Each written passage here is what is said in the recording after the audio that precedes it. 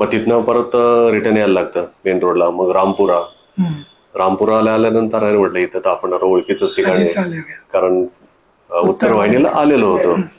रामपुरा आल्यानंतर मग परत घाटावर गेलो, मैयाचं दर्शन घेतलं. रामपुरावरनं मग पुढं मंगलेश्वर आहे, मंगलेश्वरचं दर्शन घेतलं. त्याच्या अलीकडं का पुढे एक तो आश्रम आहे धनेश्वर असं काहीतरी मंदिर आहे तिथं, असं ऑरेंज कलरचं. तिथं 5 वाजता मी होतो, 5च्या आसपास येतो होतो. दुसऱ्या दिवशी रामानंद जयंती होती. हो, आणि तिथले ते सगळे महंत वगैरे मला म्हणत होते की तुम्ही आज या इतर विश्राम करू, आज काल रामानंद जयंती. तर माझं परत तेच 5 वाजलेत, आपण 1 तास जाऊ शकतो, अजून 10-20 किलोमीटर तर जाऊ शकतो. मी त्यांना हो हो म्हटलं आणि सगळी दर्शनं घेतली. थोडं निघायला लागलो की त्यांचे शिष्य यायचे, अरे आपको बोला आहे महाराजींनी रुकणे को. हा रुकणं. पण मी त्यावेळेला त्यांना मग थोडंसं मी डोळे झाक केली आणि मी तिथनं सटकलो. खरं सांगायचं म्हणजे त्या महाराजांची माफी मागायला पाहिजे, पण मी तिथनं निघालो. मग निघाल्यानंतर मला लागलं त्यानंतर कुंभेश्वर. कुंभेश्वर तिथं जवळच होतं. तिथं संध्याकाळी 6च्या आसपास मी तिथं होतो. कुंभेश्वरचं सगळं दर्शन वगैरे घेतलं आणि त्यांना विचारलं या मैं विश्राम कर सकता हूँ. आप कर सकते विश्राम. तर म्हटले भोजन प्रसादी है ना आपके पास. म्हटलं मेरे पास तो नहीं है, यहाँ पे आपको सदाव्रत मिलेगा. म्हटलं आता ते शिजून कुठं खायचं म्हटलं. तर त्यांना म्हटलं ठीक है, बाजू में इधर कुछ आश्रम है, बाजू में एक सीताराम आश्रम है, तो वहां आपको भोजन प्रसादी भी मिल जाएगी बनी बनाई. म्हटलं ठीक आहे. म्हटलं एक अर्धा किलोमीटर अंतरावर बाजूलाच होता. मग तिथं सीताराम आश्रमामध्ये गेलो. तिथं महाराजांना भेटलो त्यांना. ते म्हणले आप ऊपर आसन लगाइए उधर. तिथं सगळं सामान वगैरे ठेवलं. तर गाडीवर परिक्रमा करायचे म्हटल्यानंतर ते सगळं गाडीवर टाकायचं, बांधायचं, परत उतरवायचं, परत हेच थोडीसं जरा त्रासाचं काम असतं, पण चालतंय, काय हरकत नाही. त्यांनी मला वरती आसन लावायला सांगितलं. वरती आसन लावलं. संध्याकाळी रात्री 8 वाजता भोजनाची वेळ होती. ते म्हणले भोजन प्रसादी पाहावं. मग खाली गेलो. तर त्यावेळेला तिथे असे 4 जण आलेले होते बाईकवरच पुण्यावरून, पण ऍक्च्युली त्यांच्या 10 गाड्या होत्या. टोटल 20 जण होते. 19 मुलं आणि 1 मुलगी, असे 20 जण आलेले होते. आणि तरुण मुलं होती. 25 ते 28च्या आसपास हे सगळे, किंवा 22 ते 28च्या दरम्यान हे असे 20 जण आलेले होते. त्यातल्या 8 गाड्या त्यांच्या पुढे गेलेल्या होत्या, पुढच्या ठिकाणी गेलेले होते. आणि हे 4 जण 2 गाड्या घेऊन इकडे आलेले होते. तर ते तिथं दरवर्षी येतात आणि मदत करत असतात की तिथं यायचं आणि त्या महाराजांना विचारायचंय की आपल्याला काय काय लागतंय. आणि मग ती सगळी यादी बनवायची सामानाची आणि ते महाराजांना घेऊन जायचं आणि त्या गाडीमध्ये सगळे आणायचं, त्यांना द्यायचं आणि पुढच्या आश्रमात जायचं. असं ते म्हटलं आम्ही 40 आश्रमांना मदत करतो गेले 6 वर्षापासून. बाप रे म्हटलं, हे मुलांचं वय किती आणि या वयात त्यांना इतकी सद्बुद्धी. म्हटलं आपल्याला परिक्रमा करायची सद्बुद्धी ह्या वर 50 नंतर मिळाली. खरंच त्या मुलाला खरंच म्हणायला त्यांना नमस्कार केला, त्यांचा फोन नंबर घेतला. आम्ही सगळे एकत्र जेवण केलं आणि ते निघाले. तर ते मला म्हटले तुम्ही पुण्यातनं झालात का. म्हटलं हो. मला म्हटलं तुमचं नशीब चांगलं आहे. म्हटलं कसं काय. म्हटले उद्या भोगी आहे आणि हे कुंभेश्वर आहे. इथे नुसतं एखाद्या मुक्कामाने केला तरी बरचसं पुण्य इथं मिळतं. मैयाच्या स्नान करणं, इथं मुक्काम करणं. आणि उद्या भोगी आहे, भोगीमध्ये उद्या तुम्हाला मैयाचं स्नान होणार आणि इथं मुक्काम तुमचा आज होणार. त्यामुळे आमचं तेवढं नशीब नाही. म्हटलं आम्हाला पुढे जायलाच लागणार, आमची लोक वाट बघतात, तर तुम्ही आज राहा इथं. म्हटलं मी तर राहणारच आहे. तर ही गोष्ट मला माहिती नव्हती, काय त्यांनी आणली सांगितली. तर मनात मैयाचे आभार म्हटले. म्हटलं मैया तू हा योग, कारण मी तिथं थांबायचं होतो 5 वाजता, पण ते म्हटले की मी त्यांचा डोळा चुकून इकडे आलेलो आहे. आता त्यावेळेला काय मला वाटलं काय माहिती, पण मी आलो निघून. पण ही गोष्ट पुढची घडायची होती असं समजा. आणि मग तिथं मुक्काम केलं. दुसऱ्या दिवशी निघालो. तर त्या मुलांना त्यावेळेला मी विचारलं की तुम्ही हे 6 वर्षापासून करता, पण कसं काय, म्हणजे तुम्हाला कसं वाटलं असं की इथं सगळीकडे मदत करावी, हे करावी ते. ते म्हणले पूर्वी आम्ही बाईकवरच आलो होतो, परिक्रमा करायला आलो होतो. त्यावेळेला एवढे लोक नव्हतं, आम्ही 4-5-6 जण होतो. तर परिक्रमा करत असताना आम्ही इथं आलो. इथं आल्यानंतर बरेचसे परिक्रमावासी, पायी परिक्रमावासी इथं आलेले होते आणि खूप आलेले होते त्या दिवशी. आणि यांचं जेवण वगैरे चाललं होतं. पण आम्हाला विचार पडला की इतके परिक्रमावासी आलेले, ह्या आश्रमावर लोड येईल आणि त्यात अजून आपण 6 जण. तर आपण 6 जण जर इथून निघालो तर पायी परिक्रमावासी 6 जण त्यांना इथं जेवायला मिळालं. आणि इथून आपण अजून 4-10 किलोमीटर जाऊ शकतो, आपल्याकडे गाडी आहे. तर त्यांना तसं जाता येणार नाही, ते संध्याकाळची इथे मुक्कामी आलेले असतात, त्यांना 1 किलोमीटर चालायचं म्हटलं तरी नको वाटतं नंतर. तर ते 6 जण याच्यात भागतील म्हणले. मग आम्ही असं गपचूप निघायला लागलो, तेवढ्यात त्या महाराजांनी आवाज दिला आम्हाला की आप कहाँ जा रहे. तर ते म्हणले असं असं चाललेलं, रुको इधर. की आम्हाला जबरदस्तीने थांबवलं, रुको इधर, खाना भोजन प्रसादी पाके जाओ. आम्ही म्हटलं, त्यांना सांगितलं की हे पायी परिक्रमा असते, त्यांना तुम्ही जेवायला घाला, आप बी रुको. आम्हाला त्यांनी जेवायला घातलं. त्यावेळेला आम्हाला ते कळलं, असं वाटलं की आपण काहीतरी मदत करायला पाहिजे. तेव्हापासून आम्ही दरवर्षी येतो म्हटले, आणि असे 40 आश्रम आहेत, त्यांना मदत करतो म्हटले. जेवढं आम्हाला शक्य होईल तेवढं करतो आम्ही. आणि ते पुढे मग ते जाणार होते मणी नागेश्वर, असं काहीतरी आहे ठिकाण पुढं बालोदच्या अलीकडे. दुसऱ्या दिवशी मग मी हनुमंतेश्वर वगैरे, तिथं जवळच हनुमंतेश्वर आहे 1.5-2 किलोमीटर अंतरावर, तेही चांगलं तीर्थ आहे. तिथं दर्शन घेऊन आणि मग पोईच्याला गेलो, पोईच्या नीलकंठ धाम. पण तिथं ते सगळे आधुनिक मंदिर येतात पोईच्याला, जुनं असं काही नाहीये तिथं. तर त्यावेळेला मी जेव्हा उत्तर वाहिनीला गेलो होतो, त्यावेळेला कुबेर भंडारीला आम्ही गेलो होतो. आणि कुबेर भंडारीकडे समोर पोईच्या दिसत होतं. तर त्या जो गाईड होता त्यांनी आम्हाला सांगितलं होतं की समोर पोईच्या म्हणून. त्यावेळेला माहिती नव्हतं कुठलं पोईच्या आणि काय. तर त्यांना विचारलं होतं ही सगळी मंदिरं कुठली, तर ते म्हणले असं असं आहे. बरं ठीक आहे म्हणलं, एखाद दिवशी तिकडे जाता येईल. नारायण मंदिर, लक्ष्मी. हो, ते एखाद दिवशी तिकडे जायला आलं असं वाटलं होतं. पण आता जेव्हा गेलो तेव्हा असं वाटलं की हे सगळे आधुनिक मंदिर आहे आत्ताची, हे परिक्रमेतलं ठिकाण आहे का असा थोडा विचार करत होतो. त्या गेटमधनं आतमध्ये शिरलो आणि लगेच दुसऱ्या गेटमधनं बाहेर पडलो. म्हणजे तिथनच गाडी वळवली की म्हटलं इथं आपला वेळ जाणार आहे. पण मंदिरं इतके छान आहेत, बघण्यासारखी आहेत, पण हे परिक्रमेतलं ठिकाण आहे की नाही नसावं म्हटलं. म्हणून मी तिथनं लगेच बाहेर पडलो आणि पुढे गेलो. पुढं ते मणी नागेश्वर काहीतरी ठिकाण आहे, तिथं संध्याकाळच्या आसपास गेलो आणि तिथून मग भालोदला मुक्कामी गेलो. म्हटलं चला प्रतापे महाराजांचंही दर्शन होईल, आपण भालोदलाच मुक्कामी जाऊया. प्रतापे महाराज तर तिथं भेटले नाही, ते औरंगाबादला काहीतरी कार्यक्रम होता त्यांचा त्यावेळेला, तिथं गेले होते. मग तिथं मुक्काम केला त्या दिवशी मी.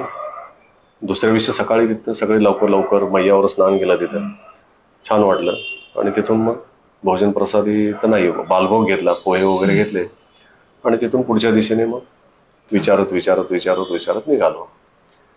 तर भालोदला माझा आलो तेव्हा 4था मुक्काम होता.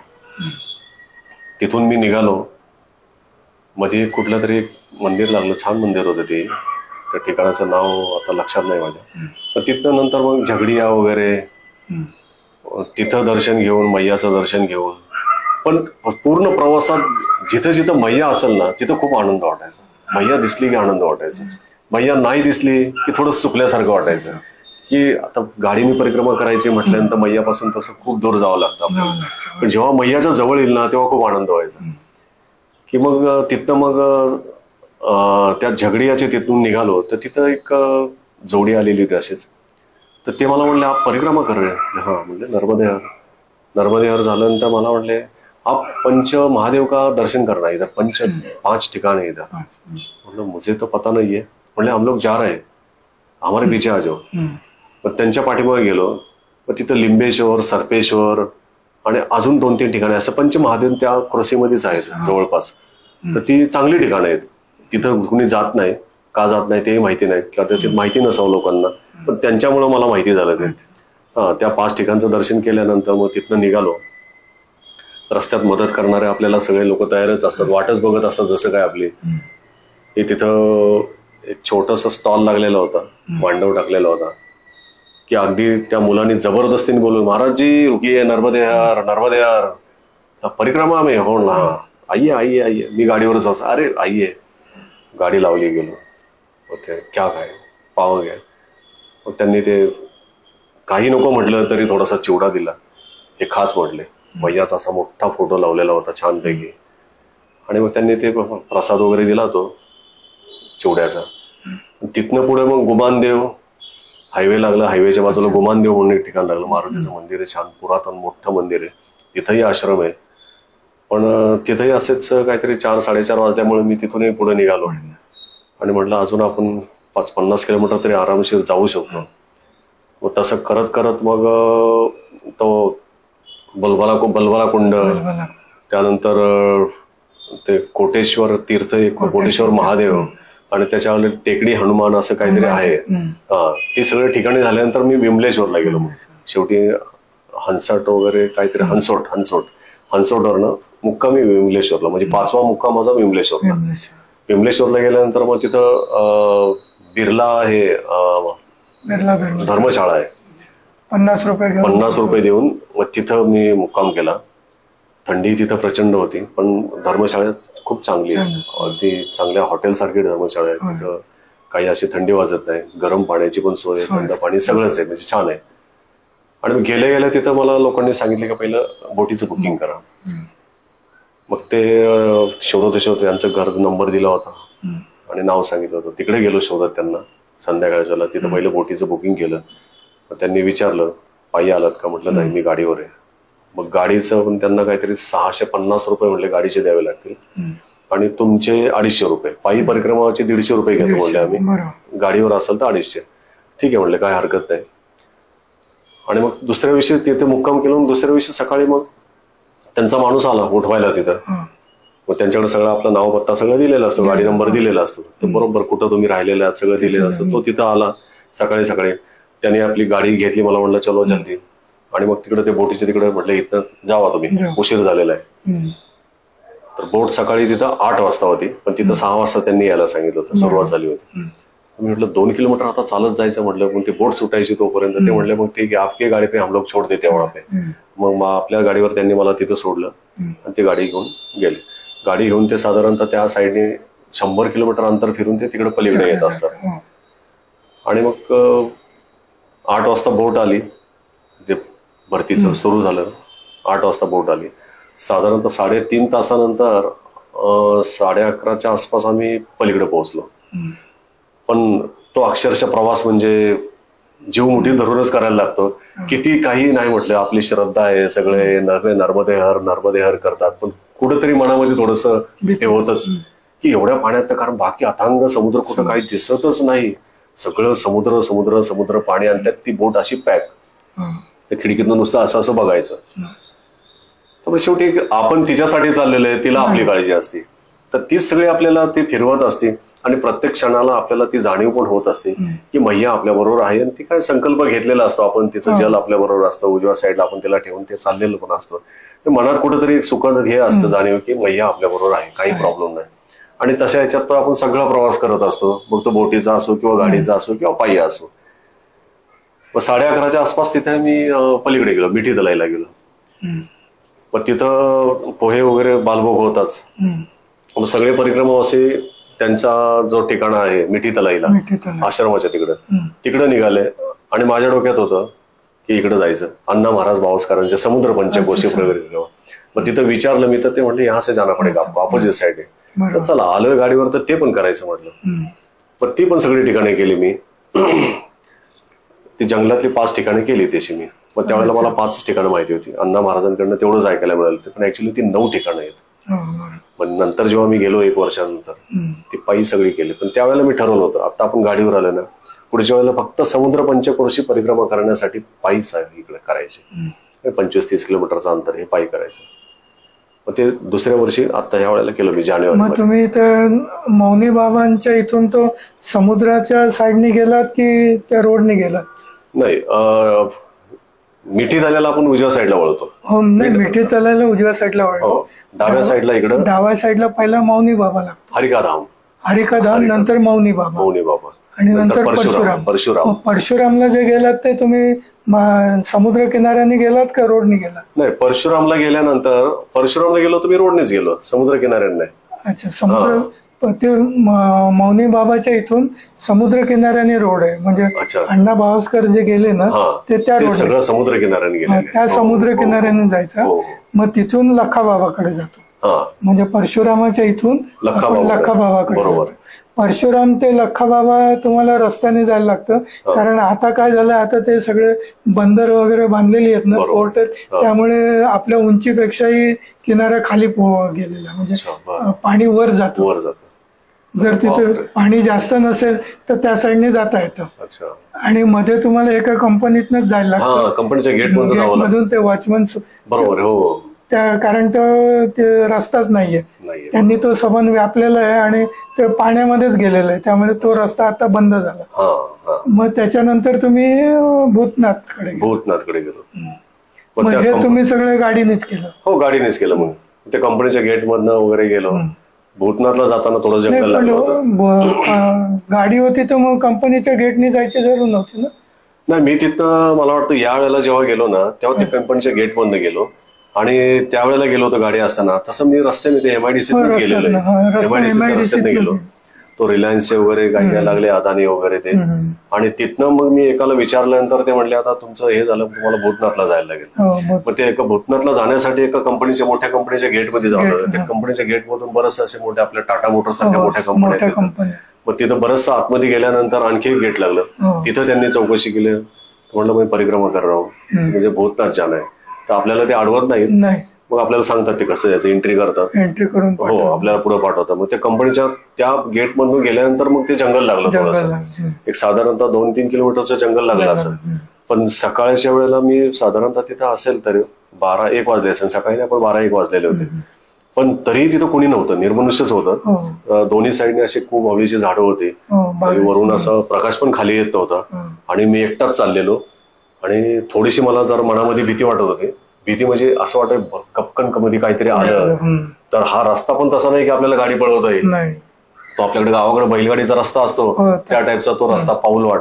म्हणजे इथनं आपल्याला जोरात पळवता पण येणार नाही गाडी आणि इथं कधी काय येईल तेही सांगता नाही. पण मनामध्ये मी जेवढा प्रवास गाडीवर केला पूर्ण ओंकारेश्वर टू ओंकारेश्वर, गाडीवर बसले की नर्मदे हर सुरू व्हायचं. एकटाच असायचं, बोलायला कोण नाही, त्याच्यामुळे फक्त नर्मदे हर. त्यामुळे कायम डोक्यात तेच असायचं मनामध्ये, नर्मदे हर नर्मदे करत चला निघायचं. भूतनाथला गेलो. तिथंही 2-2:30 वाजले होते आणि त्यावेळेला मंदिर होतं. आता मी जेव्हा गेलो ना तर मंदिर पाडलेलं होतं ते जीर्णोद्धारासाठी. आता गेलो होतो त्यावेळेला जीर्णोद्धार करत. हो, आता कदाचित झाले असेल. ते म्हटले 2-4 महिन्यामध्ये होऊन जाईल म्हटले. पण त्यावेळेला जुनं मंदिर होतं ते. भूतनाथचं दर्शन घेतलं. तिथं 3 शिवलिंग आहेत असे. हो, त्याच्यानंतर पुढे पांडवेश्वर म्हणून काहीतरी तिथे शिवलिंग आहे. हो, तळ्यासारखं भीमाने तिथे हे केलेलं. ते करून मग मकनेश्वर वगैरे, तेव्हाही ते मकनेश्वरचं पण काम चालू होतं मंदिराचं. आता जवळजवळ झालेलं आहे, थोडंसं राहिलेलं आहे. आणि नंतर मग दहेज मध्ये आलो. दहेजमध्ये दुग्धेश्वर आणि ते करून मग मला तेवढीच ठिकाणं माहिती होती त्यावेळेला. पण आता कळलं की यावेळेला त्या दहेजमध्ये आणखी एक ठिकाण आहे, नीलकंठेश्वर आणखी एक ठिकाण आहे, चंद्रमौलेश्वर आहे, मिठी तलाईच्या बाजूला. अशी अजून ठिकाणे ती यावेळेला केली. त्यावेळेला ती माहिती नव्हती. ते करून दहेजवरनं मग मी त्यावेळेला 4 वाजले होते दहेजमध्ये. तर म्हटलं आता चला आपण पुढे आता भरूचला जाऊया. पुढचा मार्ग भरूच होता. 70 किलोमीटर काहीतरी भरूच दाखवत होतं तिथं. आणि भरूचवरनं मग मी भरूचवरून मग नीलकंठेश्वर का नीलकंठ धाम काहीतरी आहे तिथं. शंकराचं जुनं मंदिर आहे मैयाकाठी, छान मंदिर आहे. तिथं 6 वाजले होते. म्हटलं तिथं मुक्काम करायचा. त्या हिशोबाने तिथे गेलो. पण तिथं खूप परिक्रमा असायची, खूप गर्दी होती आणि त्यात पायी येणाऱ्यांना जास्त प्राधान्य देत होते. मी गाडीवर आलो म्हटल्यानंतर मला जास्त कोणी तिथे विचारलं नाही. पण तेही खरं आहे त्यांचं, कारण पायी येणाऱ्या माणसांना पहिलं जेवणासाठी आणि राहण्यासाठी त्यांची सोय केली पाहिजे पहिली. आपल्याला काही जरी राहायला जागा मिळाली तरी आपण पुढे जाऊ शकतो गाडी असल्यामुळे. पण तिथनं मी थोडं विचारलं तर ते म्हणले मंगलेश्वर पुढेच आहे, ज्योतिबेनचा आश्रम. खूप छान आश्रम म्हणले इथं किती किलोमीटर आहे तर म्हटले 20 किलोमीटर तरी असणार आहे. मग तिथं 20 किलोमीटर म्हटलं ठीक आहे चला जाऊया म्हटलं. अंधार पडला होता. अंधार पडल्यानंतर प्रवास करायचा नाही असं ठरवलं, पण काही वेळेला होतोही असं. मग तिकडे गेलो मंगलेश्वरला. मंगलेश्वरला गेल्यानंतर तिथं मग आसन वगैरे लावलं. छान आश्रम आहे तिथं. आणि मग त्यांचं घर गावामध्ये, जो भोजन प्रसादी चालते ते त्यांच्या घरी चालतो तिथं. एक तिथून अर्धा किलोमीटर असेल. मग चालत चालत तिथं भोजन प्रसादी वगैरे सगळे झाले.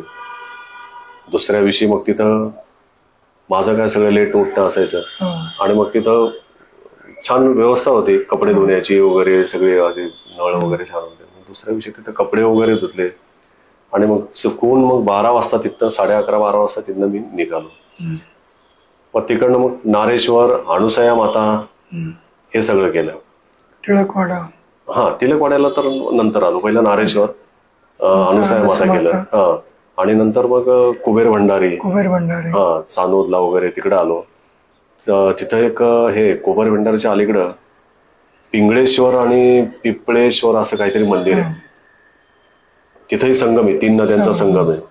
तेही मंदिर छान आहे. इकडे ऋणमुक्तेश्वराचं मंदिर आहे, इकडे पिंगळेश्वराचं आहे आणि इकडे गावामध्ये पिंपळेश्वर असं काहीतरी आहे. तर तिन्ही मंदिराचं दर्शन घेऊन एका ठिकाणी मला ते पिंगळेश्वराचं तिथे एक बाजूला छोटंसं घर आहे, आश्रम आहे, तिथे राहत होते ते लोक. ते मला चहा बिस्किट वगैरे दिले त्यांनी, नको म्हणता नाही त्यांनी दिले. तर त्यांनी मला सांगितलं की तुम्ही इथंच विश्राम करा आज आणि पुढे नका जाऊ. परत तोच माझा वाजलेत किती 5, जाऊ शकतो आपण थोडंसं. आणि मग त्यांना म्हटलं महाराज मी अजून पुढे गेलो तर चालेल का म्हटलं. नंतर मी विचारायला सुरुवात केली, म्हटलं यांच्या परवानगीनेच जायचं पुढं. तर म्हटलं तुम्ही जाऊ शकता का, म्हटलं मी जाऊ शकतो अजून. ठीक आहे म्हटलं, गाडीवर आहे जाऊ शकता. तर तुम्हाला म्हटलं आता इथून पुढे गरुडेश्वर 30 का 32 किलोमीटर आहे, तर तुम्ही तिकडे जा. म्हटलं चालेल म्हटलं. तिथं नर्मदे यार करून निघालो तिथलं. संध्याकाळी उशीर झाला होता थोडासा. तिलकवाड्याला आलो पहिला. तिलकवाड्याला तिथं थांबलो, वासुदेव निवास कुटीर तिथं थांबलो. तिथं मैयाचं दर्शन घेतलं, तिथं संगम आहे तिथं पण तिलकवाड्याला.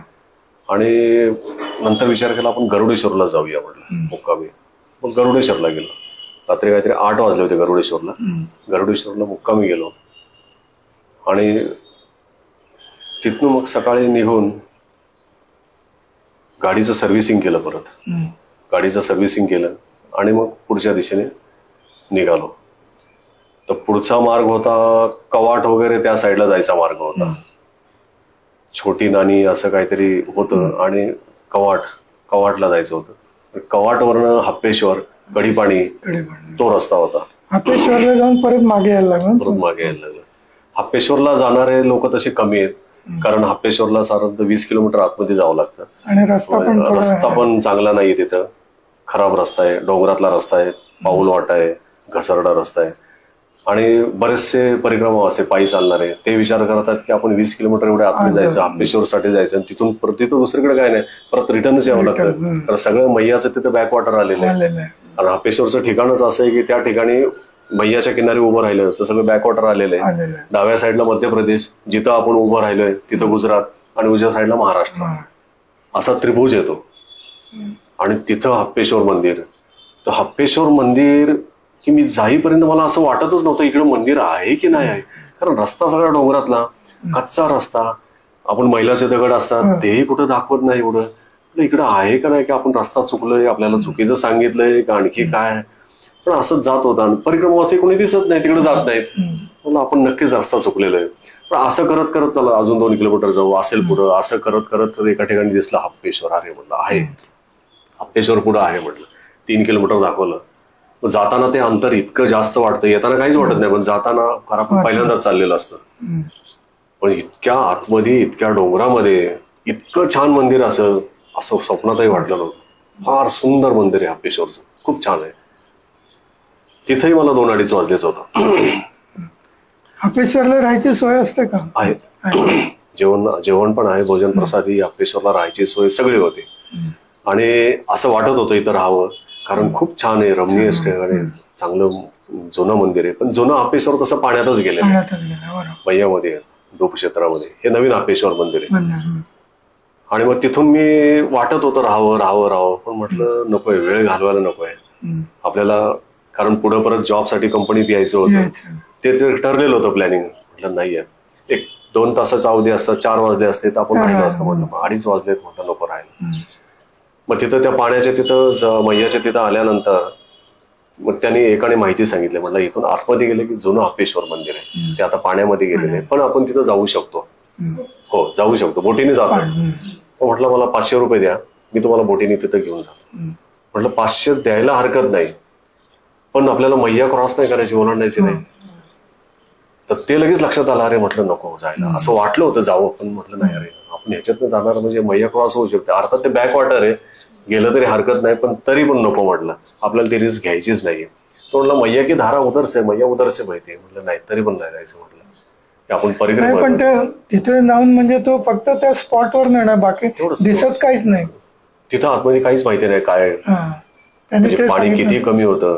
कारण मी व्हिडिओमध्ये नंतर आल्यानंतर बघितलं तर कधी कधी अर्ध मंदिर पाण्यात असतं, जायला रस्ता असतो आतमध्ये, पाणी कमी झालेलं असेल तर जाऊ शकतो, पाणी कमी असेल तर जाऊ शकतो. पण म्हटलं आपल्याला ती रिस्क घ्यायचीच नाही. म्हटलं कशासाठी उगीच आपण, म्हणून मी त्या हप्पेश्वरला गेलं नाही. तिथनंच नर्मदे निघालो. आणि मग तिथनं त्या एक मधल्या रस्त्याने कडीपाणीच्या पुढे गेल्यानंतर राईट साईडला एक रस्ता निघाला. त्या रस्त्याने मग मला वाटतं अलीराजापूर असं काहीतरी आहे त्या रस्त्याला, त्या रस्त्याने निघालो. मुक्कामी मी संध्याकाळी 6च्या आसपासचा मुक्काम असायचाच. डही म्हणून लागलं, डही. हा, तिथं बोर्ड होता डही 0 किलोमीटर, निसरपूर 25 किलोमीटर असं दाखवलेलं होतं. तर मी विचार करत होतो आता इथं शहर दिसतंय बऱ्यापैकी चांगलं आहे म्हटलंय, इथं आता कुठं मुक्कामी असेल, कुठं आश्रम असेल, काय वगैरे हे सगळं विचार करत होतो. आणि थोडं हळूहळू पुढे चाललो. तेवढ्याच अपोजिट साईडला रस्त्याच्या बाजूला एका माणसाने मला तिकडनं नर्मदे विहार असं केलं. माझं लक्ष गेलं. माझा स्पीड कमीच होता कारण मला आश्रम बघायचा होता. त्याने आवाज दिला नर्मदे विहार महाराजजी आणि फक्त खुणवलं आहे अंदर जाऊ. म्हटलं आहे म्हटलं काहीतरी. मग तो नंतर माझ्या थोडंसं लक्षात आलं नाही म्हणून तो लगेच रस्ता क्रॉस करून आला. म्हटलं थोडा आगे जाइए, वहां से अंदर आश्रम है, बहुत अच्छा आश्रम है, आप जाइए उधर, मैं आता बाद में उधर. आणि मग त्याप्रमाणे मी गेलो. काही वेळाने तो आलाही. तिथं गेल्यानंतर त्या आश्रमात गेल्यानंतर मी होतो बाईकवर. गेट वगैरे त्या आश्रमाचे लावले होते. लोक आतमध्ये जात होते. मग मी तिथं विचारलं तर ते म्हटले तुम्ही गाडी आतमध्ये घ्या. मग आतमध्ये गाडी लावली. तिथं जे महंत होते त्यांना मी नर्मदे विहार केलं आणि विचारलं मी बाईकवर परिक्रमा करतोय की इथं विश्राम केला तर चालेल का. ते म्हटले लगाव, आसन लगाव, उसमें क्या पूछना है. आता पायी परिक्रमा करणारे ते जनरली जातात, आसन लावतात, त्यांना माहिती असतं आणि ग्रुपने असतात ते. मी विचार केला आपण गाडीवर चाललेलो आहे. थोडं मला कुठे संकोच वाटायचा की हे लोक आपके लिए नाही असं काय ऐकायला मिळेल म्हणून मी थोडंसं विचारायचं होतं. अरे उसमें क्या आहे, लगाव आसन. मग गाडीवरचं ते काढला बोजा, आसन लावलं. तिथं भरपूर परिक्रमा असेल. ते आश्रम तर खूप छान होता. तो डहीचा आश्रम खरंच चांगला आहे. मंदिर पण खूप छान आहे, आश्रम पण चांगला आहे. तिथं संध्याकाळी खिचडीचा हे पण झालं भोजन प्रसादी आणि छानपैकी. पण तेवढ्या प्रवासात मला असं कुठेही गेलो तरी मला पटकन अशी झोप लागत नव्हती कारण थकवा जाणवत नव्हता. प्रवास करायचा मला काही शीन नाही, थकवा नाही, काही नाही. पण मला अशी झोप अशी म्हणजे घरी पण अशी लगेच झोप लागत नाही. पण त्यावेळेला मला असं वाटायचं इतकं दमल्यानंतर थकल्यानंतर आपल्याला कशी झोप लागेल सांगता येणार नाही, पटकन लागेल. पण नाही लागली. पण इतर लोक पायी परिक्रमा करणार आहे, लवकर झोपणार पण आणि सकाळी लवकर उठणार पण आणि सगळं झाल्यानंतर परत फ्रेश होऊन निघणार. पण त्या लोकांचं आहे ना खरंच कौतुक करायला. पायी चालणाऱ्यांचे खरंच मेहनत आहे आणि कौतुक करायला पाहिजे. की मला विचार करायचा आहे किती लोक आहेत, वयस्कर लोक आहेत. सकाळी तिथं आल्यानंतर मग तो पायाला झेंडू बाम लाव, अमृतांजन लाव, हे त्यांचं चालू असायचं, पायी दाबणं वगैरे. सकाळी उठले की निघाले. काय जादू आहे म्हटलंय, एवढे वयस्कर लोक आहे म्हणलं, आपलं वय तर काहीच नाही म्हणलं, शिवाय आपण गाडीवर प्रवास करतोय आणि थकवाही कधी जाणवला नाही असा. मग तिथनं निघाल्यानंतर म्हणलं आता जायचं कुठं, पुढचं काय निसरपूर काहीतरी दिलेलं होतं. पण मला एक जण म्हटलं इथं मेघनाथ तीर्थ म्हणून आहे, थोडंसं पुढे गेले की मेघनाथ तीर्थ आहे, तिथं जा तुम्ही म्हटलं. म्हटलं ठीक आहे चला. मग ते आतमध्ये आहे पण एक 5-7 किलोमीटर आतमध्ये आणि रस्ता त्यावेळेला कच्चा होता, रस्त्याचं काम चालू होतं.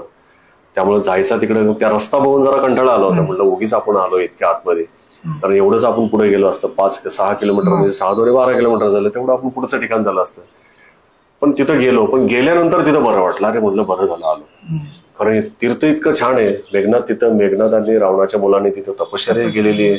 एक शिवलिंग आहे तिथं, एक शिवलिंग मैयाच्या पाण्यामध्ये म्हणतात तिथं, आणि छोटा आश्रम आहे तिथं, राहण्याची पण सोय आहे. पण तिथं सकाळीच होतो मी 9 वाजता, फार तर फार असेल तिथं, 9च्या पेक्षा कमी असेल टायमिंग. मग तिथनं निघालो. त्यानंतर निसरपूर, कोटेश्वर. निसरपूर तर पाण्यामध्येच गेलेले आहे, नवीन तर दुसऱ्या ठिकाणी त्यांनी वसवलेलं आहे. पण कोटेश्वर तीर्थाला, कोटेश्वरमध्ये पण पाणी असतात, ते पण डोब क्षेत्रात गेलेले आहे. पण कधी कधी पाणी कमी असेल तर तिथलं दर्शन होतं म्हणून सांगतात. म्हटलं चला जाऊया आपण. ते थोडं आतमध्ये आहे.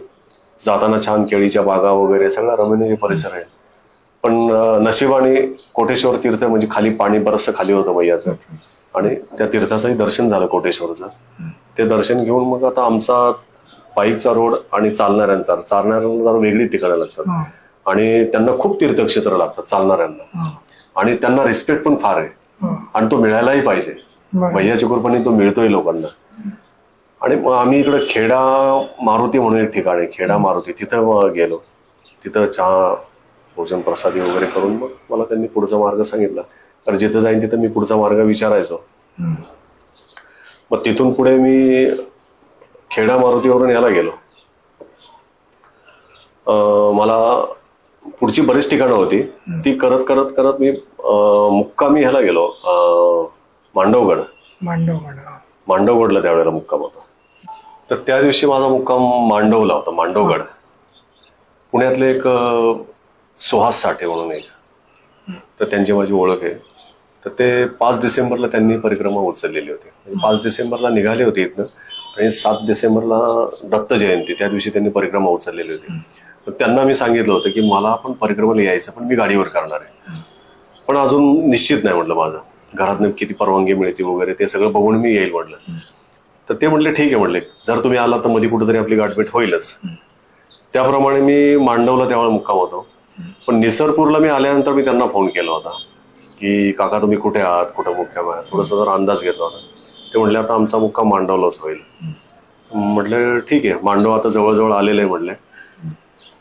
तर म्हटलं ठीक आहे आपण तिथं भेटायचा प्रयत्न करू. त्या दिवशी मी मांडवला 5 वाजता काहीतरी गेलो असेल आणि त्यांना सांगितलं की मी इथं आलेलो आहे. तर ते म्हणले मग ते श्रीराम मंदिर आहे तिथं, चतुर्भुज मंदिर आहे, राम मंदिर, तिथं आपल्याला मुक्काम करायचं, तिथं तुम्ही जा, तिथं रूम घ्या आणि आम्हाला यायला अजून साधारणतः 3 किलोमीटर अंतर आहे म्हटले. रस्त्यात ते मला भेटलेच होते, म्हटलं मी पुढे जातो म्हटलं. मग तिथं आम्ही मुक्काम केला आणि त्यानंतर दुसऱ्या दिवशी सकाळी ते त्यांच्या मार्गाने रेवाकोंडला गेलो. तिथं रेवाकोंडला दर्शन घेतलं, पण माझ्या अगोदर ते निघाले, मी थोडा लेट निघालो. तर त्यांचा पायी जाण्याचा मार्ग वेगळा आहे, गाडीचा मार्ग वेगळा. मी जसं आलो घाटातनं त्या रस्त्याने मी परत गेलो. साधारणतः सकाळी 9:30 वाजता मी तिथनं चाललेलो होतो. आणि थोडस पुढं आल्यानंतर तिथं मला डाव्या साईडला असे स्टॉल दिसले, असे हॉटेल टाईप छोटेसे दिसले. यहाँ पे दाल बाटी मिलेगी. तर मी दाल बाटी कधी खाल्लेलीच नव्हती, पण खायची खूप इच्छा होती, पण कधी खाल्लेली नव्हती, काय नव्हते. पण म्हटलं आता चला आलोय, 9:30 वाजलेत, गाडीला आपल्याला अजून स्पीड पण आपण घेतलेला नाही, तर चला आता काहीतरी खाऊनच जाऊया, तर दाल बाटी खाऊन जाऊया, आपली ती पण इच्छा पूर्ण होईल. म्हणून मग त्या स्टॉलच्या तिथे गेलो तर ते बंद होता. बाजूला अजून 2-4 स्टॉल होते, मग सगळीकडे बोर्ड लावलेले होते यहाँ पे दाल बाटी मिलेगी, पण सगळे बंद होते. आणि असं हळूहळू बघत चाललेलो होतो. आणि तेवढ्यात ते स्टॉल संपले आणि एक म्हातारी बाई तिथे वयस्कर बसलेली होती आणि मी ती हसत होती. हसल्यानंतर मी तिथं थांबलो, म्हटलं माताजी नर्मदे हर. ती म्हटली नर्मदे हर बेटा. म्हटलं माताजी यहाँ पे दाल बाटी के बोर्ड लगे हैं सब जगह, लेकिन दाल बाटी तो किधर नहीं है, इधर सब बंद है. म्हटलं बेटा ये 12 बजे खुलता है. 12 बजे घड्याळात बघितलं, 9:30 वाजलेत. अरे 2.5 तास टाइम आहे, कसं शक्य आहे थांबणं? 2.5 तासात 100 किलोमीटर जाणार म्हटलं आपण. म्हटलं आता दाल बाटी पुढं कधीतरी. मग त्यांना माताजी नर्मदे हर. ती म्हटली रास्ते मी मिलेगे बेटा. आता येताना बघितलं होतं सगळं खाली ओसाड भाग आहे सगळं इथून तिथून, आणि वरती हे ठिकाण, तर खाली काय मिळण्याचं कुठं चिन्हच नाही, वाटतच होतं काही शक्य नाही मिळणार. पण आता म्हणते बिचारी, तर म्हटलं ठीक आहे माताजी, नर्मदे हर करून निघालो तिथनं. आणि मग तिथनं खाली एक तिथं शंकराचं मंदिर आहे, तिथलं दर्शन घेतलं आणि मग ते ब्रह्मपुरी वगैरे त्या रस्त्याने मी धामणोद साईडला आलो. धामणोदवरनं मग महेश्वरला आलो आणि 2च्या आसपास मला तिथे एक मंदिर होतं मोठं, मारुतीचं मंदिर होतं. म्हणून आता कुठलं मंदिर आहे, आता आपण तीर्थक्षेत्रच करतोय म्हटल्यानंतर म्हटलं चला बघूया कुठलं मंदिर आहे ते. पण त्या मंदिरात गेलो, जुनं मंदिर आहे छान. 2 वाजले होते, आतमध्ये गेलो, दर्शन घेतलं आणि 5-10 मिनिटं थांबलो तिथं, शांत बसलो. म्हटलं आता चला निघालो. गेटमधनं बाहेर आलो. बाहेर आल्यानंतर मग शूज घालतोय मी, एक शूज घातला आणि असं वरती पाहतोय तर त्या मंदिराच्या गेटच्या बाहेर एक 10-12 लोक असे बसलेले होते ग्रुपनी. त्यांचं काहीतरी चाललेलं होतं. मी आपलं बघितलं आणि निघालो. तेवढ्यात त्यांनी आवाज दिला, महाराजजी नर्मदे हर. म्हटलं नर्मदे हर, आइये इधर. गेलो तिथं बघितलं, मला लांबनं ती टोकरी दिसलं, गमिले दिसलं असं, आणि त्याच्यामध्ये असे बटाटे वगैरे असं काहीतरी दिसले गोळे. लांबनं बघितलं ते कम्प्लीट बटाटेच दिसत होते. तर मी त्यांना म्हटलं ये आलू आहे क्या? म्हटलं आलू नाही महाराजजी, ये बाटी आहे. बाटी? आणि मग ते डाळीचं पातेलं होतं, त्याच्यावरचं झाकण काढलं, म्हटलं ये दाल आहे और ये बाटी आहे. अरे बापरे, म्हटलं दाल बाटी सकाळी खायची होती आपल्याला म्हटलं, पण म्हटलं आता कसं बोलणार जेव्हा, मागायचं तर नाही. ठीक आहे महाराजजी नर्मदे हर. निघालो. कहा जा रहे? परिक्रमा में हो, आगे जा रहा हूं. अरे ये खाके जाइए. अरे म्हटलं नाही महाराजजी. म्हटलं कसं लगेच बसायचं? म्हणलं नाही महाराज जी मैं निकलतो. नाही नाही म्हणलं. मग खांद्याला असं धरलं त्यांनी, बसवलं, म्हटले बैठे इधर. आणि मग बसलो तिथं. सगळे लोक पंक्तीला बसले होते. मग त्यांनी ती दाल बाटी दिली खायला. मला त्यांची आठवण आली, सकाळची आजीची आठवण आली. रास्ते मी मिलेगे बेटा. अरे बापरे, ते हसरा चेहरा दिसायला लागला डोळ्यासमोर एकदम. काय होतं पुढे गेल्यानंतर लक्षात येतं की आपल्याला कोण भेटतं किंवा मैया असेल किंवा काय, हे सगळं पुढे गेल्यानंतर लक्षात येतं. तोपर्यंत कळत नाही काय. ते आठवण आली, म्हटलं मैयाच असणार. म्हटलं वाचते मी मिलेगी बेटा. आणि ती बरोबर तिथं सगळे हॉटेल संपल्यानंतर तिथं बसलेली होती आणि ती म्हणते रस्ते मी मिलेगी बेटा. आणि आता 2च वाजलेत. म्हटलं 4 तासच गेले असते की आपल्याला दालबाटी पण खायला मिळाली. म्हटलं आणि मग ती कशी खायची तेही मला माहिती नव्हतं. मग त्या लोकांना मी अगोदर शेजारी मग बघितलं, त्यांनी वाढली होती. मग शेजारी तो कसा खातोय वगैरे, मग ते असे तुकडे करायला लागतात, त्याच्यावरती दाल होतायची. मग त्यांनी अगदी पोटभर खाल्ली आणि मग नर्मदे हर करून निघालो पुढे. तिथून निघताना मी त्याच्या अगोदर मला वाटतं त्याच्यानंतर मग नेमावर लागलं असेल. नेमावरच्या अगोदर मला काटाफोडला मुक्कामी गेलो. काटाफोड गाव, काटकोट वगैरे त्यांनी सांगितले, असे काटकोट ओढून तुम्ही ओकलेश्वर धामला जाऊन त्यानंतर नेमावर तुम्हाला हे लागेल, काटाफोड लागेल. काटाफोड माझ्या लिस्टमध्ये नाव होतं. ठीक आहे.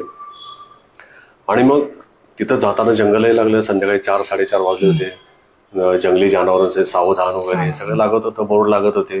काय नर्मदे हर नर्मदे हर नर्मदे करून निघत होतं. काही त्याचं वाटत नव्हतं. रस्त्यात जाताना कोल्हे लांडगे हे दिसत होते, पण काही वाटत नव्हतं.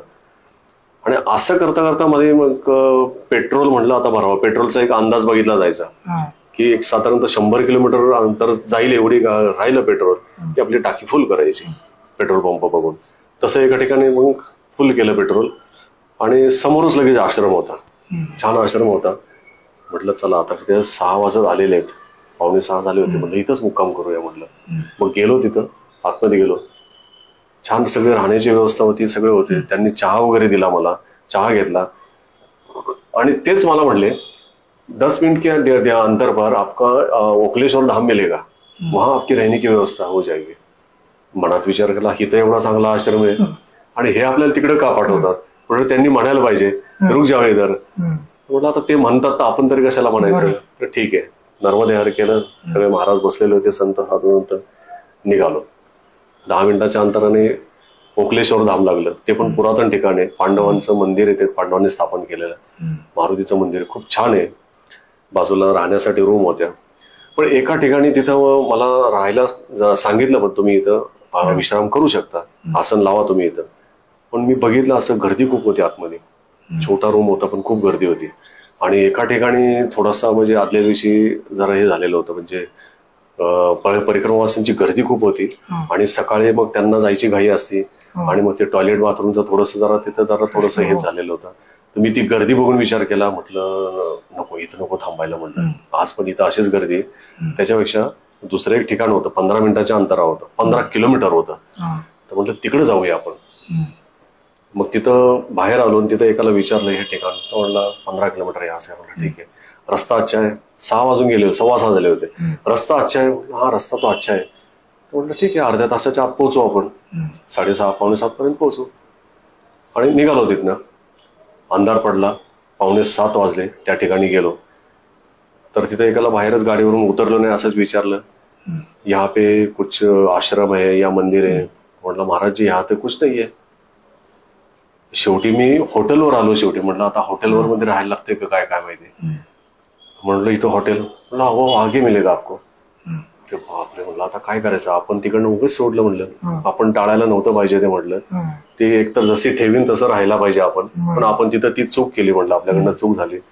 भैया मनात म्हटलं भैया माफ कर म्हटलं, कारण मी ते डावलून मला सगळी सोय झालेली होती, केलेली होती तू, पण ते डावलून मी इकडे निघालो. म्हटलं पण आता आलो इथपर्यंत, आता परत फिरायचं नाही पाठीमाग, काय करावं. तेवढा तो दुकानदार एक बघत होता मला.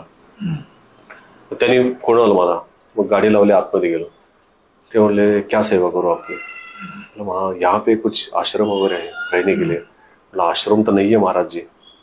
मतलब कुछ मंदिर. मंदिर भी नहीं यहाँ पे.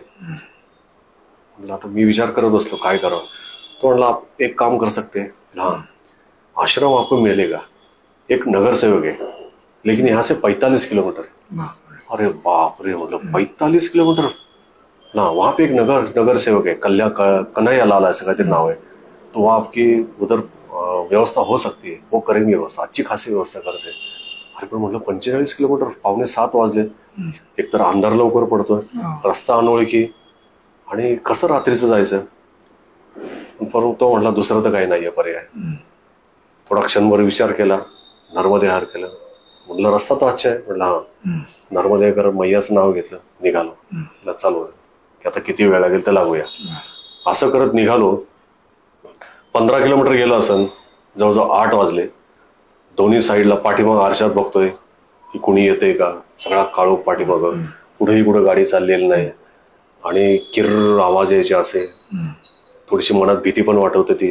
परत मैयाचं नाव घेत घेत नर्मदे हर नर्मदे घर करत चाललो. 8 वाजून गेले, आणि पुढे एक ठिकाणी असं आलं की 2 रस्ते आले असे.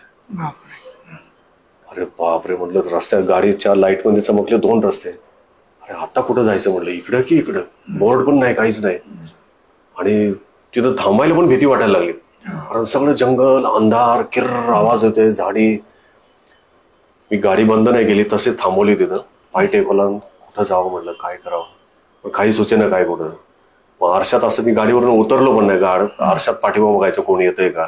5-10 मिनिटानंतर पण ते 10 मिनिटं कसे गेले, फार म्हणजे ह्याच्यात गेलो तसे. 10 मिनिटानंतर एक लाईट दिसला मला, म्हटलं आलंय कोणतरी.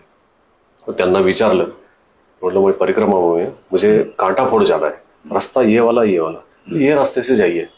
पण तिथं मी दुसऱ्याची वाट बघितली नाही, काय नाही. पण त्याच्या अगोदर वाट बघायचं नाही, एकावर कोणी वाट, दुसऱ्याला पण विचारूया. पण तिथं तो प्रकार नाही केला. म्हटलं आता परत कोणी येणार नाही, थांबून उपयोग नाही, हे जंगल आहे सगळं. मग तिथनं लगेच डाव्या साईडने निघालो. तिथून ते 30 किलोमीटर होतं, कारण 15 किलोमीटर आलेलो होतो मी. 30 किलोमीटर गेलो तिथं मी, आणि तिथं जाईपर्यंत सगळे समसम झालेले, शांत. 9 वाजले होते जवळजवळ. हा, आणि बाजारपेठा शांत झालेल्या, लोक घरी चाललेली, कोण तुरळक रस्त्याला कोण ना कोण दिसायचं. म्हटलं आता इथं कोणाला विचारायचं आपण. मग एक मुलगा चाललेला होता, असाच कामगार असेल, त्याला विचारलं. म्हटलं यहाँ पे कुछ आश्रम आहे, त्याला काहीच माहिती नव्हतं, त्याला कसली परिक्रमा तेही माहिती नव्हतं. आश्रम काय, तर म्हटलं मुझे कुछ पता नाहीये. म्हटलं आता कोणाला विचारायचं, तिथंच थांबून राहिलो, कारण सगळी शांत झालेलं होतं, वर्दळ नाही, काय नाही. थांबलो. पाठीमागनं एक माणूस चालत चाललेला होता, मुलगाच होता, चालत चाललेला होता. तर त्यांनी बघितलं, पुढे आला लगेच, नर्मदे हर महाराजजी. ते नाव बघितलं, महानर्मदा परिक्रमा. आप परिक्रमा कर रहे हैं? हाँ परिक्रमा में. म्हटलं हाँ, तो क्या सेवा करो आपकी. म्हटलं मुझे हे चाहिए, मुझे आश्रम चाहिए, आज का मुझे यहाँ पे हॉल्ट करना है, विश्राम करने का है, मुझे ये चाहिए, आश्रम चाहिए. आश्रम तो महाराज जी यहाँ पे नहीं है. अरे बापरे, म्हटलं आता काय करायचं. म्हटलं कुछ मंदिर विंदिर है. हाँ, म्हटलं एक साई मंदिर है यहाँ पे. म्हटलं बरं वाटलं. म्हटलं मुझे चलेगा, मंदिर भी चलेगा. नहीं महाराज जी, लेकिन आप मुझे मेरे घर पे चलिए. म्हटलं आता घरी कशाला म्हटलं. तर तो म्हटलं नाही महाराज जी. मी त्याला म्हटलं रिक्वेस्ट केली, मैं आश्रम में नहीं है तो मैं साई मंदिर में रुकता हूँ. नहीं महाराज जी, मेरे घर पे चलिए आप.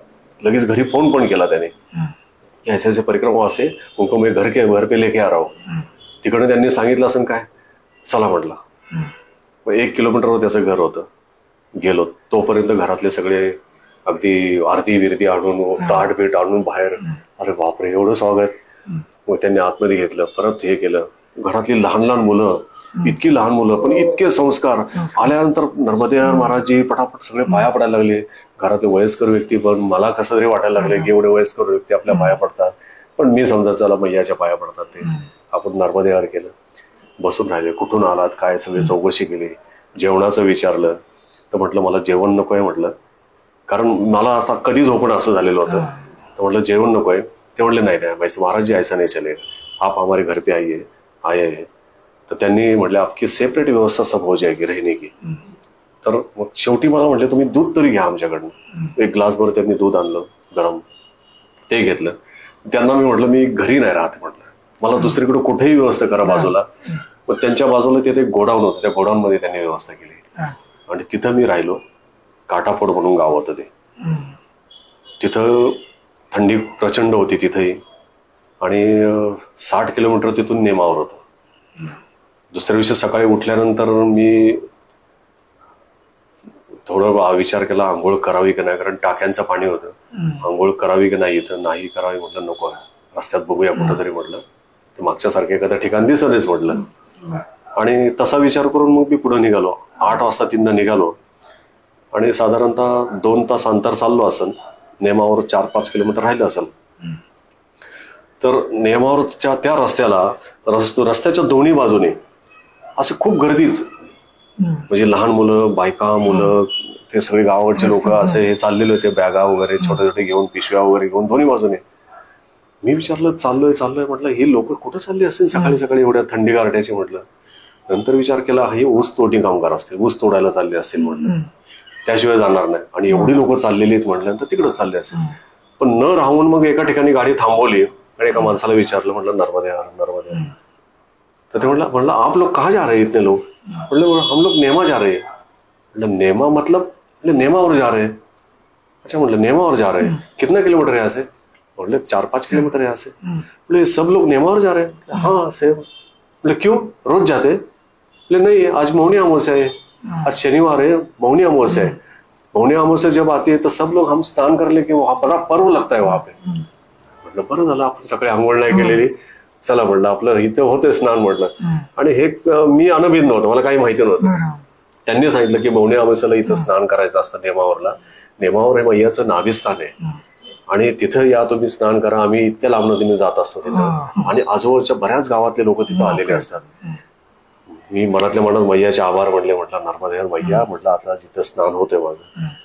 मग गेलो तिथं नेमावरला गेलो, गाडी लावली तिथं साईडला. प्रचंड गर्दी होती ती, अगदी यात्राच भरलेली होती काठावर, मैयाच्या घाटावर. तिथं स्नान वगैरे केलं. बाजूला सिद्धेश्वर मंदिर आहे काठावरच. मग तिथं दर्शन वगैरे घेतलं आणि मग पुढे निघालो. मला वाटतं नसरुल्ला जंग काहीतरी लागतं तिथं. आणि ते पास केल्यानंतर मी निघालो पुढे बुधनीच्या दिशेने. तर रस्त्यात सकाळीच मला एका माणसाने, मुलाने आवाज दिला. रस्त्यात चाललो होतो मी, माझ्या स्पीडमध्ये चाललो होतो आणि एकाने असं जोरात आवाज दिला, महाराजजी रुकिये. आणि मी असं बघतच पुढे चाललो, अरे रुको रुको रुको रुको, आगे मत जाओ, आगे मत जाओ. म्हटलं काय भानगड, म्हणून त्यांना परत आलो. आई आई चाय नाश्ता करके जाइए, बालभोग लेके जा. अरे म्हटलं बालभोग साठी थांबवलं होय, म्हटलं एवढा स्पीड होता गाडीला. मग थांबलो. महाराजजी ना नाही बोलले का? देतो देतो. मग ते पोहे दिला, जिलेबी दिली त्यांनी. बाकीचे परिक्रमावासी पण आलेले होते तिथे, पायी चालणारे तेही बसले होते. मग त्यांना म्हटलं तुम्ही हे सेवा कशी करता? म्हटलं माझी परिक्रमा झालेली आहे, माझ्या आई वडिलांना पण आमची परिक्रमा झालेली आहे. तेव्हापासून म्हटलं इथं कोणीही चाललं परिक्रमावासी तर त्यांना आम्ही बालभोग दिल्याशिवाय आम्ही पुढे सोडतच नाही. आणि मग त्यांच्याबरोबर फोटो वगैरे काढला, धन्यवाद केलं, निघालो पुढं. पुढे बघा सलकनपूर का असं काहीतरी होतं, उंच डोंगरावर सलकनपूर माताचं मंदिर आहे. आणि त्या मार्गे मी बुधनीला गेलो. पण सलकनपूरला जेव्हा गेलो, आता मी गाडीमध्ये स्पीडवर जायचं, जर कुठलं तीर्थक्षेत्र नसेल तर गाडीला स्पीड असायचा, असं एखादं तर हळूहळू पाहत जायचो, दर्शन घ्यायचं पुढे जायचो. मग त्या सलकनपूरला मला एकाने अगोदर सांगितलं होतं, मी डहीला होतो तिथं, ते जवळपासच्या तिथले मध्य प्रदेश मधली व्यक्ती होती, माझ्या शेजारी आसन लावलं होतं त्यांनी. ते मला म्हणले आप उधर जा रहे ना तो सलकनपूर माता जाईये. तर ते मी माझ्या लक्षात होतं. मग तिथं विचारलं तर ते म्हणले आहे रस्त्यातच आहे, पण ते उंच डोंगरावर खूप काही पायऱ्या चढायला. नाही तर म्हटले मग तुम्ही बाय रोड जाऊ शकता, घाटाचा रस्ता आहे. तर मग मी बाय रोड गेलो आणि काही 100-150 पायऱ्या चढून मग वरती जावं लागतं. तिथं दर्शन घेतलं. इतक्या उंच ठिकाणी खूप छान प्रशस्त मंदिर आहे देवीचं, खूप छान मंदिर आहे. आणि तिथनं जेव्हा निघालो आणि गाडीवर बसणार तर मला माझ्या ज्या बॅगा आहेत ते असे वज्याने हापके देऊन देऊन देऊन ती खालनं फाटली होती. एक साईड फाटली होती पूर्ण, की त्याच्यात ना आता त्या वस्तू खाली पडली नव्हती, पण आता इथून पुढे पडणार असं दिसत होतं. हात घातला, अरे म्हणजे सगळंच फाटलं. आणि मग ते वस्तू पण हाताला यायला लागले. तसं मी आतमध्ये टाकल्या. आता करायचं काय म्हटलं, आतल्यात इतकं पुढे जायचं आणि इथं आपल्याला काय मिळणार पण नाही म्हटलं, आता बॅग पण पुढे घेता येणार नाही. आणि मग विचारलं, तिथं हारवाले होते पूजेवाले, त्यांना विचारलं तर म्हणले आपको बुधनी जाना पडेगा. म्हटलं बुधनी यहाँ से कितना किलोमीटर? बोले 25 किलोमीटर यहाँ से. अरे म्हटलं 25 किलोमीटर तसं बरंच अंतर आहे, पण आपल्याला हळूहळू जावं लागणार म्हटलं. मग गाडीमध्ये दोरी पण एक ठेवलेली होती, त्या दोरीने ते सगळं पॅक केलं, सगळं बांधलं, म्हणजे कुठून काय पडायला नको. पण तरी पण हळूहळू हळूहळू असं बुधनी जायला मला तास लागला असत त्यावेळेला. कारण रस्ताही चांगला होता, पण हळूहळू जाण्याला मला 1 तास लागला. संध्याकाळी 6:15 झाले असतील. बुधनीला गेलो, पहिली बॅगची सोय केली. पण तिथली लोक, मध्य प्रदेशची लोक खरंच सगळेच इतके चांगले. परिक्रमावासी म्हटलं की त्यांना असं वाटतं काय करून काय नाही याच्यासाठी. त्या दुकानदाराने, आता घरातले लोक तर करतातच, त्या दुकानदाराने सुद्धा माझ्यासाठी 450ची बॅग 350ला दिली. आप केली, आप परिक्रमावासी, त्यांनी 350ला बॅग दिली. चांगली बॅग होती, 350ला त्याने दिले, बांधून दिलं सगळं. आणि मग त्याच्यातलं सगळं मी सामान वगैरे काढलं, त्यात बांधलं. मग जरा निवांत झालो. आता म्हणलं इथं राहायचं कुठं, तर त्याने मला सांगितलं यहाँ से बांद्रा बांध जाओ. बांद्रा बांध में आश्रम अच्छा आहे. मग रस्ता सांगितला, त्या पद्धतीने संध्याकाळी 6:30च्या आसपास बांद्रा बांधला गेलो. तिथनं काहीतरी 13-14 किलोमीटर बांद्रा राहून होतं.